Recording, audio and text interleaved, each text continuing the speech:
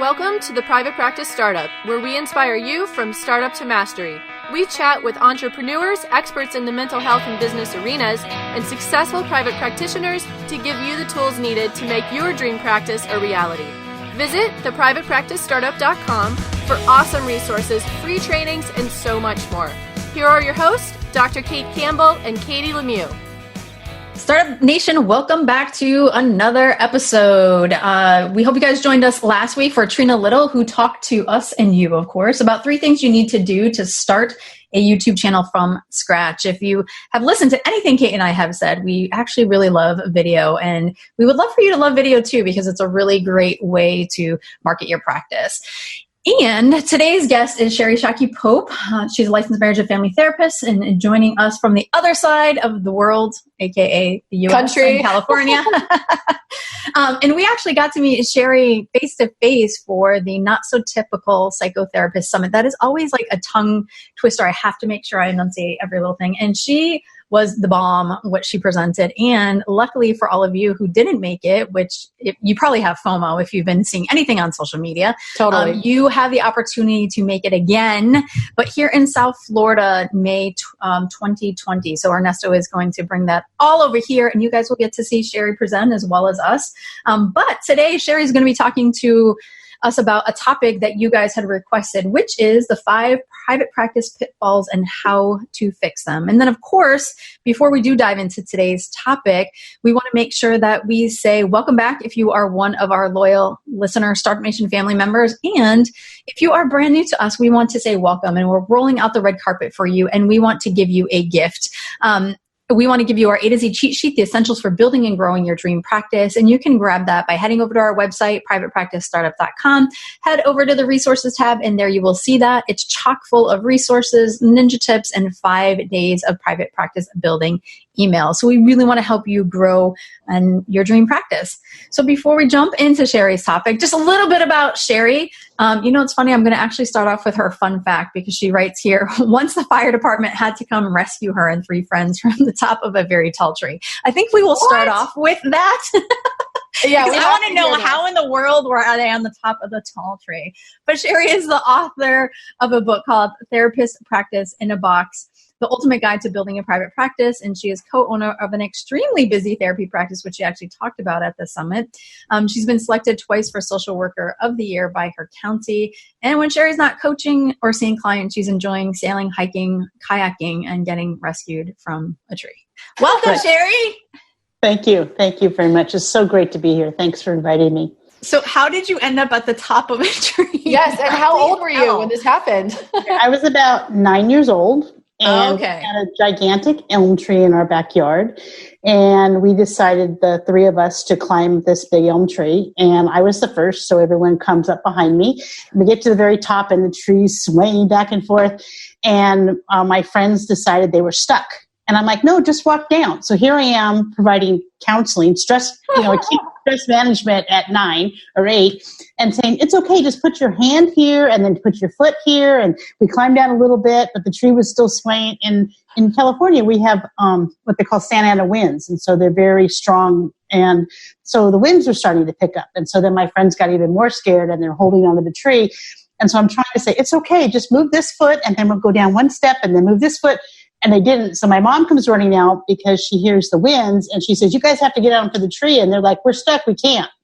So she called the fire department. They came with their hook and ladder truck and swooped us all out. Wow. That's a crazy story. And how interesting that you're coaching them and counseling them in that moment of facing potential death from falling from the top of the tree. Wasn't that far, but it felt like it. Yeah. Yeah. Well, and I was thinking, how interesting, because you're the leader of business, right? And you were leading them up the tree, right? But couldn't get them down.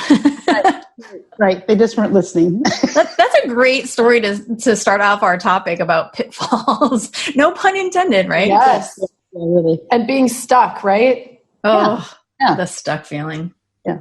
Well, and the funny thing is the fire department just said, okay, put your foot here, then put your foot here. Put your hand here. So they did everything that I was telling them to do, but they were behind them. So that was kind of like business. You have to be behind people. Gotcha. And then I was thinking from the authority factor, like you didn't have the authority yet, right? To be know, liked, and trust, right? Because It was your first time up the tree too with them. So that's how I was thinking about it in business. All right. But now you do have the authority factor. And so share with us a little bit about your group practice so people can really understand what it is that you've done and what you've created. Sure. I have 2 locations, one in Marietta and one in Riverside. Riverside is our main location. And currently, we just hired a couple new people. We have 25 therapists and 4 support staff. And we treat everything pretty much but eating disorders. We don't do anger management or any counseling to do with perpetrating. We do a lot of victims work because that's where the business partners and I came from, was from a county. We both were doing CPS work. And when we left the county to do full-time private practice, we wanted to focus on foster kids and foster families and adoptive families and people who we felt weren't maybe getting enough good quality care. Awesome. So with having 2 practices, 2 different one practice, 2 different locations, 25 therapists, you might know a little bit of something, huh? So share with us. So why don't we just kind of dive into the topic and start talking about these pitfalls? Sure. Well, the first pitfall is fear. We will talk ourselves out of things. We'll think about, the freedom of private practice and all this fun stuff. And then we start to figure out how to actually do it. And then we become fearful and we become paralyzed. And we don't bet on us. And so part of the real need is for us to bet on us as people and go, I can do this. I can make this happen. And I'm going to figure out how to do it. And I think that people start the process and then sometimes they don't know that they need to just hang on a little bit longer, because right behind this big hard stuff, then it becomes easier a lot of times. And so they give up.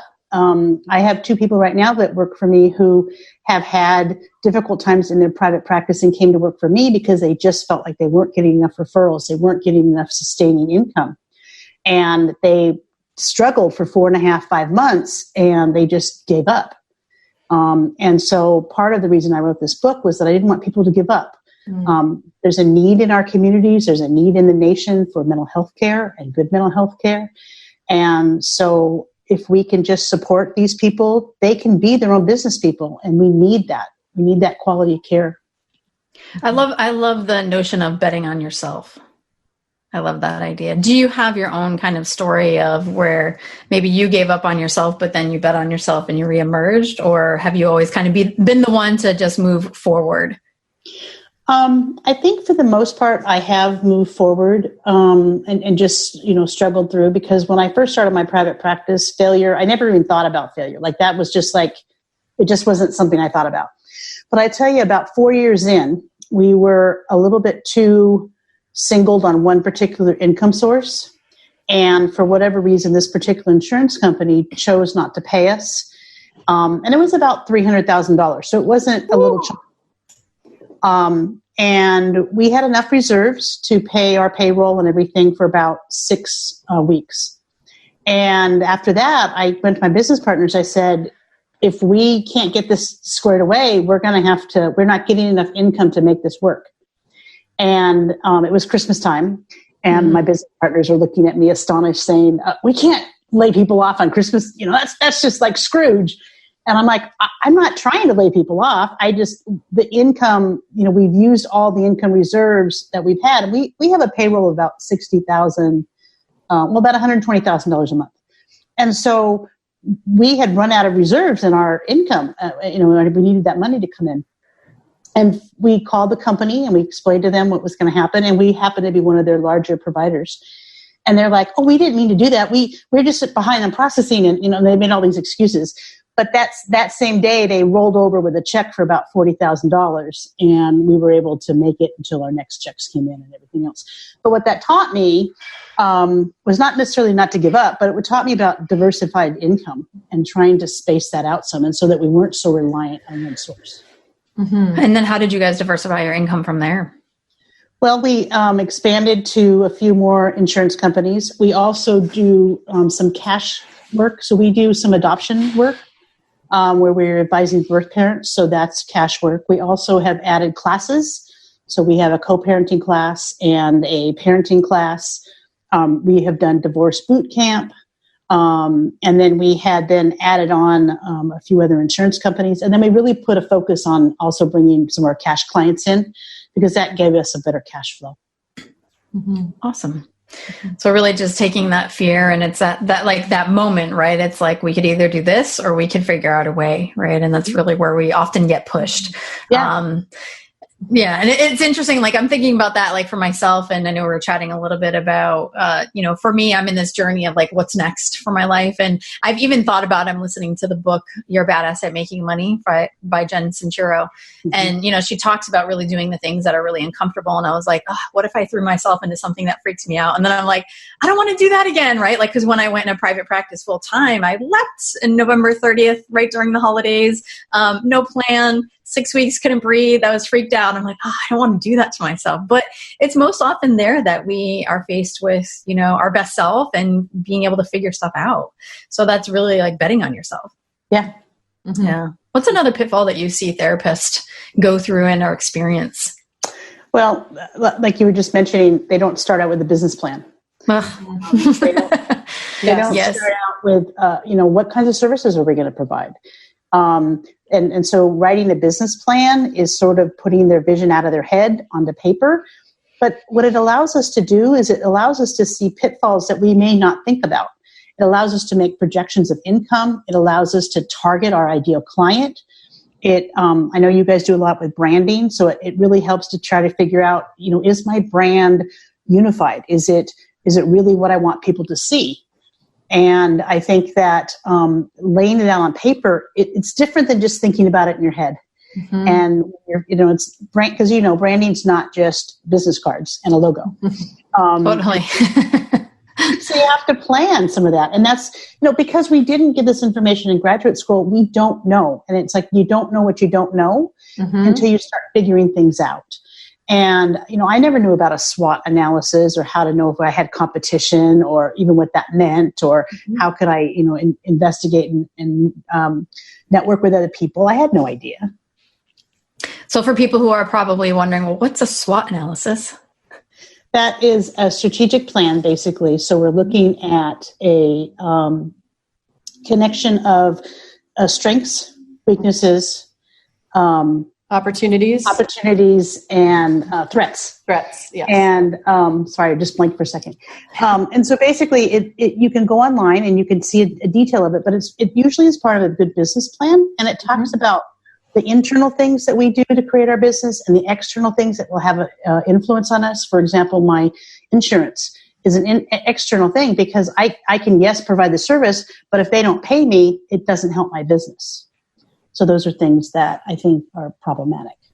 One of the things I know that Kate and I see, and sometimes we struggle with this too, right? Because there's always so much to do, is that people spend way too much time working in the business, right? And not stepping back. And like you said, planning, projecting, really getting a clear idea, working on their branding, working on their ideal client. And that, we just kind of hit the ground running. And without a business plan then we just kind of start just doing whatever works, right? And we know this because we did this early on, right? Just throwing spaghetti at the wall, just hoping something sticks, trying to figure it out, not following any type of specific step-by-step process or plan. So that can get very exhausting and overwhelming. Yeah, I can remember when I first started out in private practice, I definitely did not have a business plan. I had no brand. I had no idea. I just thought I needed a business card and name and beautiful office, and the clients would just come. It doesn't work that way. And if I let that failure define me and I gave up at that time, I never would have built what I did with Bayview Therapy and what we have. And so to be able to learn from those, to feel fast and feel forward is so helpful. I was going to say, I love your idea about the business plan as well, because it's so helpful to be able to put all of those ideas onto paper, and it really helps you to have a strategic step-by-step plan to know where you're going and to understand the financial aspect of things, your SWOT analysis, your ideal clients and how to reach them, your marketing strategy. It's so helpful. We actually had Amanda Patterson on at episode 68 talking about how to create a business plan. So we'll put that link for you guys as a resource as well. Awesome. So before we jump on a topic or tip number 3, let's just take a quick break for our sponsor. If you're in private practice, you wear a lot of hats. And some of those hats are totally great, but some like filing taxes and running payroll, for example, not so great. That's where Gusto comes in. They make payroll, taxes, and HR actually easy for small businesses like your private practice.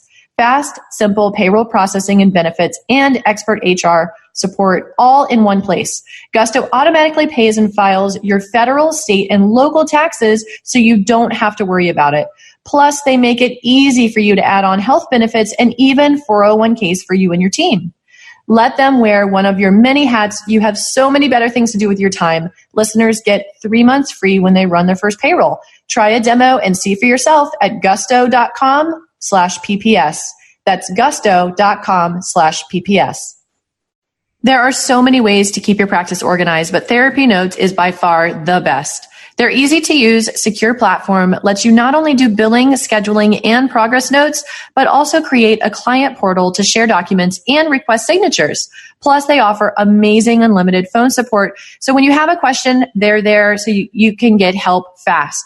Get started with Therapy Notes today, trusted by over 60,000 professionals. Go to therapynotes.com and enter promo code PPS, as in Private Practice Startup, and you'll get 2 months for free. Also, you can listen to episode 54, where we interviewed Brad Pliner and took an in-depth view into their EHR. So Sherry, share with us tip number 3. Or pitfall, I should say. Unreal expectations. And, part of that is we don't stay in one item long enough. So, for example, we'll invest in AdWords, but we'll only do it for 6 weeks because we don't see an immediate return. Or we'll blog, and then we, blog 3 or 4 times, and then we don't get people calling us and saying they heard about us through our blog. And so we don't follow through with it. And so we have to stick with a couple of things, which is why business plans are so good. You take 1 or 2 things and you stick with it for, say, 6 months, 8 months, a year, and then you make tweaks. But what we do is we get impatient. And so we'll start an AdWord campaign, we'll do a print ad campaign, we'll do something else, and then we have no idea where these people are even coming from. And so part of that is we need to hone that down. The other expectation is we think insurance, if we provide the service, they'll pay. Even though we provide the services, sometimes they disallow it. And even so, sometimes they'll call us to see a client. We have to call them back and fight with them for our money, even though we provided the service, because maybe it was coded wrong, or maybe their insurance changed in the middle of it and then we weren't notified. And so sometimes we don't get payment even though we provided service.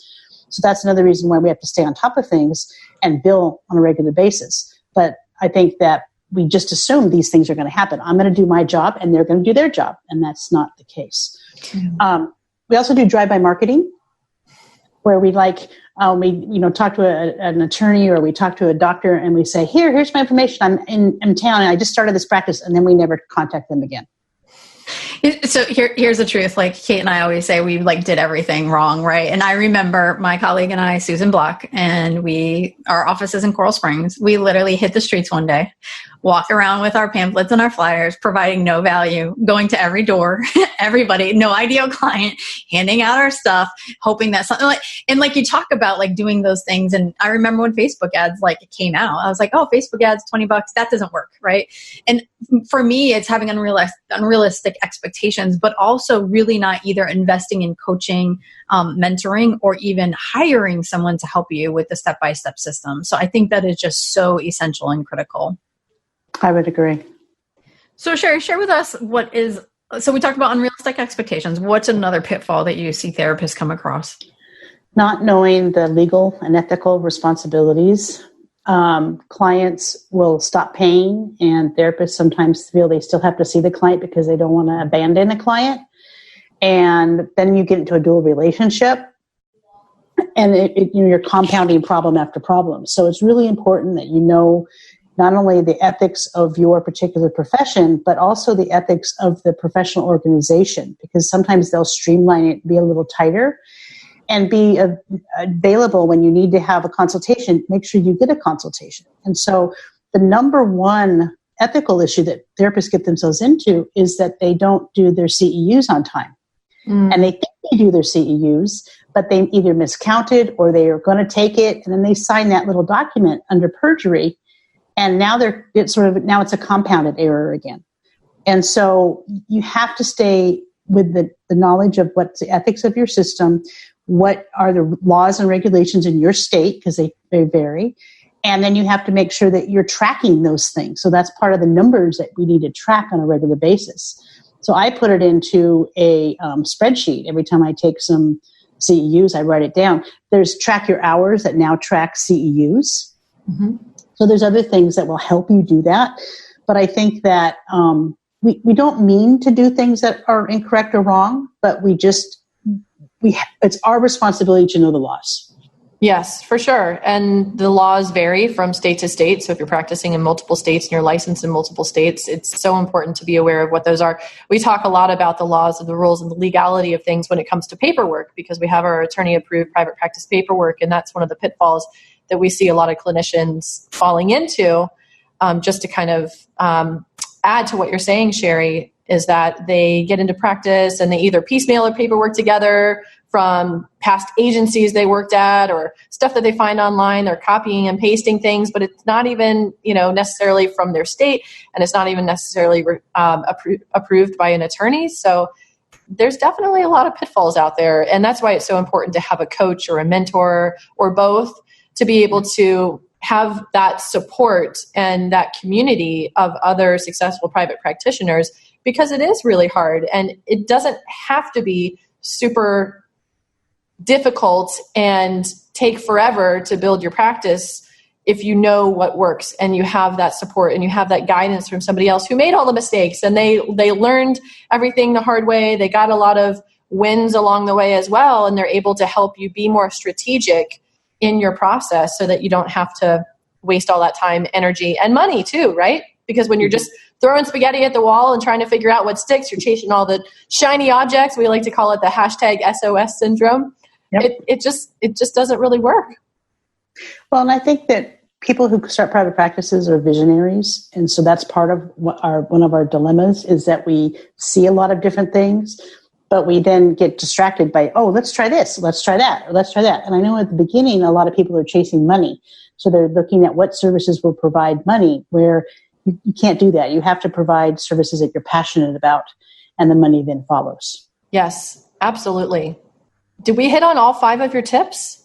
I have one more, and that's just diversify income streams. So like I was mentioning with my insurance, make sure that you have 3 or 4 different income streams. It could be a class. It could be a group. It could be a book that you're writing. It could be, other things, multiple insurance companies. It just needs to be more than just one insurance company and one form of income. Mm-hmm. That's really good advice. And then when you think about the diversified income, when you're in a service-based industry and you're providing you're only getting paid when you're seeing clients, right? So it's that fee for service type of business. You're not getting paid when you're not seeing clients. So when you're able to diversify your income and you're actually having, whether it's another product or a service or a course or a book like you're talking about, you can make additional income when you're not necessarily seeing clients during that time. So it's really nice to have that diversification for sure. Right. It could be as simple as renting your room when you're not there. Mm-hmm. Yes. It doesn't have to be a lot of, managing people or things like that either. Good point. Yes. Very good point. Now, what do you want to make sure our listeners take away from your episode today, Sherry? I think that they just need to know that they can do it, that the skills that, you talk about or I talk about are just skills. They're just that. They're nothing more. There's nothing, some miracle about them. They just are things. We all made it through graduate school. We can learn these things. Yes.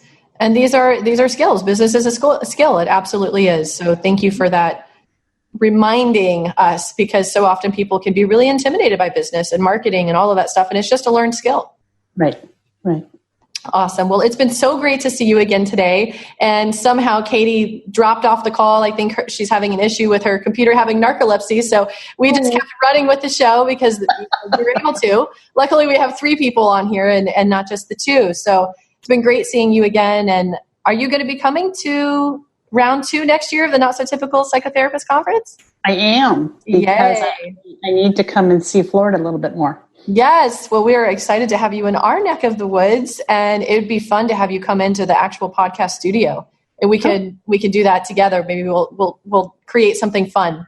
Oh, that'd be nice. Yeah, for sure. I do have an offer to give your listeners. Yes. Okay, perfect. I have on my website, I have my book, and I'm giving 35% off of it. And all they have to do is put in the code STARTUP. And they'll be getting that discount. Perfect. Thank you so much for that. We'll put the link for that in our show notes so everybody can go there. They can go to the show notes page, click on the link, and visit your website, enter the code STARTUP to get your book at a discounted rate. Fantastic. Well, thank you so much, Sherry. And for those of you listening, you definitely want to tune in to next week's episode as well, where we have Kim and Justin Slagle. I think I'm butchering their last name.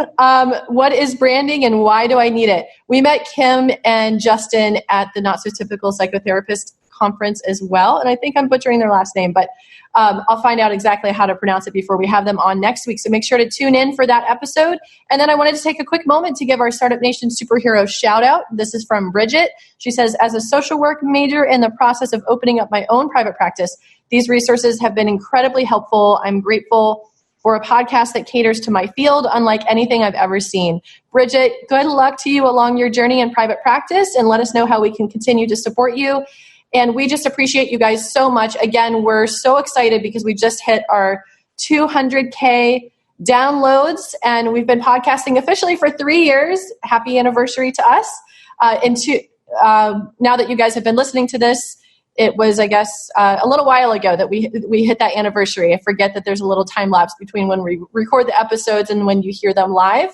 For those of you who have taken the time to send us a review, to subscribe, to rate and review our show, or even just a friendly email and say what's standing out to you, what topics you like, what topics you want to hear, we so value getting that feedback from you guys, because this show is really about supporting you along your journey, and we want to make sure that we're doing that in the best way possible. We hope you enjoyed today's episode, and we look forward to seeing you on the next one. Thanks again for allowing us to inspire you from startup to mastery. Thanks for joining us on The Private Practice Startup. Visit theprivatepracticestartup.com for awesome resources, free trainings, attorney-approved private practice paperwork, and so much more.